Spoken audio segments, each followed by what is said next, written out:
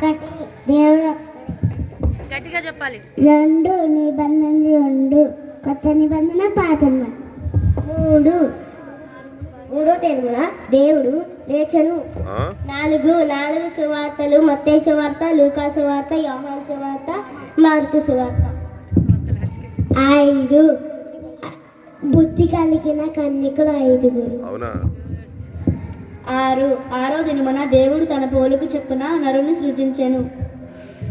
ఏడవ దినమున దేవుడు విశ్రాంతి పొందెను. 8 జలప్రళయంలో 8 మంది రక్షింపబడిన. నోవాహు, అతని భార్య, అతని 3 కొడుకులు, అతని 3 కోడళ్ళు.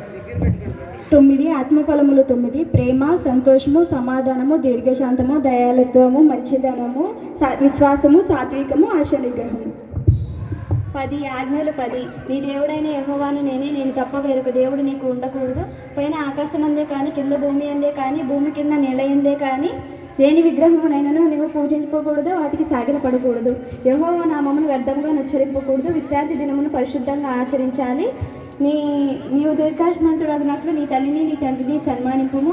నరహత్య చేయకూడదు, వ్యభిచరించకూడదు, అబద్ధ సాక్ష్యం పలుకకూడదు, దొంగలింపకూడదు. నీ పొరుగువారి దాసినైనను, అతని దాసినైనను, అతని ఎద్దునైనను, అతని గాడిదనైనను దేనిని ఆశింపకూడదు.